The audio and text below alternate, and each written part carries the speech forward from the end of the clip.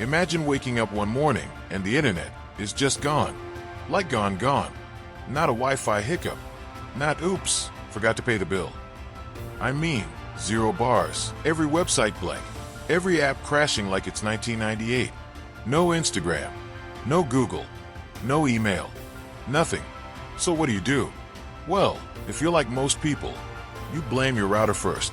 Unplug it, replug it, squint at the blinking lights like they owe you an explanation.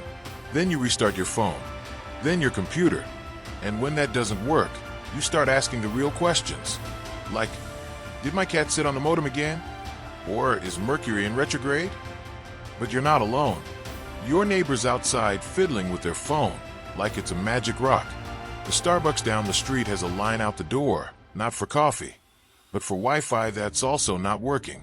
Even the guy who never leaves his basement, he's blinking into the sunlight, holding his laptop, asking if you've got a signal. You try check Twitter to see if Twitter's down, which is kind of like asking a broken megaphone why it's not yelling anymore. Nothing loads. You ask Alexa what's going on, but she's just silent. Not even I'm having trouble connecting right now. Just pure betrayal. Work, forget about it. Zoom meetings? Gone. Emails? Vanished. Your smart fridge just sits there dumb and confused, like, don't look at me.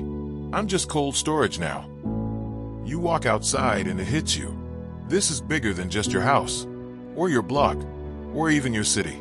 This is everyone. By now, people are gathering outside like it's a block party, but nobody knows what they're celebrating. Someone tries to call their cousin in another country. No service. Someone else holds up a paper map, like it's an ancient scroll. And for the first time in a long time, it's quiet. No notifications, no pings, no buzzing, no pop-ups. Just confused humans blinking into the silence like a bunch of unplugged robots. That's minute 0, the moment we all collectively realized, did the internet just die? And the scariest part? Nobody knows why. Not yet, anyway. Okay, so now it's been a few days. The internet is still gone. You thought it might come back. Maybe someone tripped over a cable under the ocean or spilled coffee on a server. But nope, still dark. And now, things are getting serious. You head to the grocery store, ready to stock up. You swipe your card, and the cashier just shakes their head. It's cash only. You laugh nervously, like it's a joke. But it's not. The card reader is dead. Your banking app won't open. ATM, useless. You'd have better luck trying to pull money out of a toaster. You start to realize money isn't money without the internet. Your paycheck can't be deposited. Your bills can't be paid. Your crypto portfolio might as well be magic beans now. Everything that used to happen behind the scenes, click, swipe, done, is frozen. The economy is stuck in a game of freeze tag, and nobody knows who's it. Businesses shut their doors.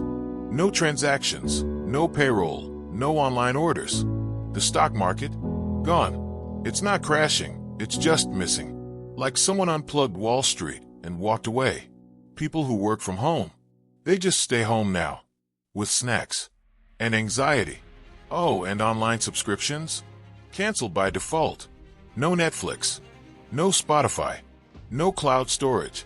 Your life's work is now sitting on one dusty hard drive in the back of your closet, and you really hope it still works. Meanwhile, in cities, people try to adapt. Some stores start bartering. I'll give you 2 cans of soup for a roll of toilet paper. It's like society hit rewind and landed in some weird hybrid of the 1800s and a college dorm room. And let's not even talk about customer service. There is none. Because guess what? Those chatbots you hated? Yeah, they were the last line of defense. Now, even if you want to scream at a real person, good luck finding one. They're at home, staring at their dead laptops too. By the end of the week, it's clear the internet wasn't just a convenience. It was the glue holding our entire economy together. And without it, we're trying to build a skyscraper out of wet spaghetti. And spoiler alert, that's not going great.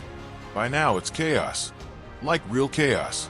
The kind where nobody knows what's happening, but everyone's pretty sure it's bad.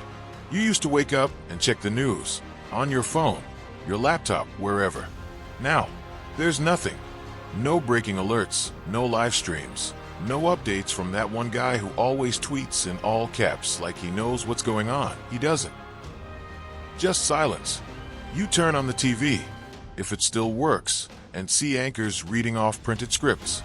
No teleprompters, no graphics, just shaky paper and sweaty brows. We believe something has happened, but we're not sure what. More at 11, hopefully. And because there's no news, rumors fill the void. You hear everything from "it was solar flares" to "hacker group shut it down" to "my uncle says it's the lizard people." Suddenly, the neighborhood conspiracy theorist becomes your main source of information. Terrifying. Meanwhile, governments? Struggling. Coordination is a mess. World leaders can't email or video call.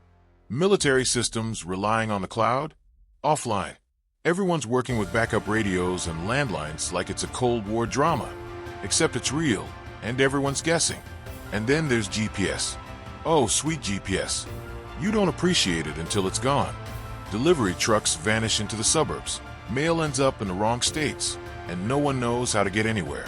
You try to drive to your cousin's house and end up in a cornfield, arguing with a map like it personally betrayed you. Airplanes still fly barely, using backup systems, but flight delays stretch for days. Sailors start learning how to navigate by the stars again, and somewhere, pirates feel weirdly validated. Uber? Gone. Food delivery? Forget it. Hey, where's my pizza? Well, Todd tried to find your house, but took a wrong turn and is now living with a family of raccoons. Best of luck. Social media influencers? Devastated. No likes, no shares, no followers. Some are seen wandering the streets, trying to hand out skincare tips in person. It's unsettling. You realize how deeply everything relied on this invisible web. It wasn't just about cat videos and memes. It was how planes landed, how ambulances arrived, how news was shared. And now that it's gone, the world feels like a really glitchy video game where everyone forgot the controls. All right, so the internet's still gone, and now you've got two choices: adapt or absolutely lose your mind. Some people, yeah, they go full survival mode. They're hoarding batteries, building tinfoil hats, and using fax machines like it's their moment to shine. One guy on your street starts writing a blog by hand. On paper, he tapes it to a tree and calls it the Treaternet. Honestly, it kind of slaps. But others, people like you, start finding creative ways to cope. Your neighborhood sets up a giant bulletin board in the park. People post messages, announcements, lost cat photos, and memes drawn with Sharpie. It's wholesome, slightly chaotic, but it works. Kids go back to school with pencils and books and that weird smell of chalk dust no one missed. At first they're confused. What's a library? They ask. Then they discover it's like a giant offline Google you walk around inside. Minds are blown. Dating. Oof. No more swiping. You actually have to walk up to someone and say hi. It's brave. It's terrifying. It's 1993. Some genius figures out how to wire up a small local network in the neighborhood. A mini internet. Just for your block. People cheer. He becomes mayor. Not officially, but spiritually. With no streaming, families start doing this wild thing called talking. People tell stories, play board games, read books out loud. You didn't think your grandpa's story about fighting off a goose with a rake would become your new favorite action thriller, but here we are. The world gets quieter. Not peaceful, exactly, but less digital. You start hearing birds in the morning again. You know your neighbors' names. You even see stars at night because no one's doom scrolling in bed anymore. But it's not all magical. Panic still lingers. People miss the convenience, the speed, the certainty. And yes, some folks still believe the penguins are behind it all. Yet slowly, life continues. Not online, but offline. People start to realize they can function, imperfectly, awkwardly, but they can function without being constantly connected. It's weird, it's hard, but it's also kind of human. And in a world without Wi-Fi, that might be the strongest signal you've got. So now you've made it. You survived the panic, the map reading, the hand-drawn memes, and the awkward face-to-face conversations. And here we are, weeks, maybe months later, standing in a strange new world. The question on everyone's mind? Now what? Well, the world doesn't just sit still. Engineers, hackers, tech wizards, they all crawl out of their basements and start rebuilding. No internet? Fine. Let's make mini ones. Local networks start popping up. Cities connect using old school cables, satellites, even balloons. It's like digital duct tape, but it works. Governments meet in person. They dust off backup systems. Some bring back the telegraph. One country starts using carrier pigeons again, but let's not talk about that. The point is, rebuilding begins. But it's not just about the wires and code. People start asking real questions. Do we want it all back? Do we want the endless notifications, the constant noise, the 4-hour TikTok scroll sessions that start with just one more video?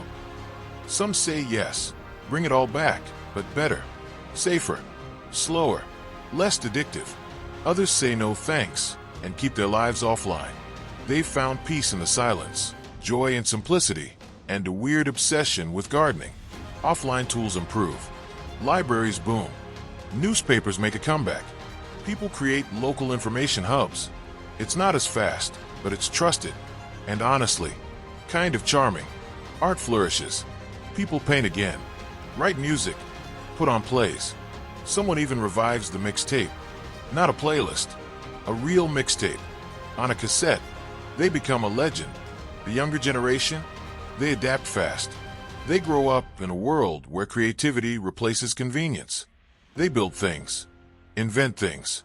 One kid designs a paper-based search engine. Is it efficient? Absolutely not. But is it cool? Yeah, actually. Eventually, bits of the internet start coming back. Fragmented, slower, but with stronger protections and a better understanding of what it means to connect. And you've changed. You're not just a user anymore. You're a creator, a communicator, a person who lived through the great unplugging and came out wiser. Because in the end, it wasn't just about the internet going down. It was about remembering how to be human without it. Although let's be real, we did all miss memes. A lot.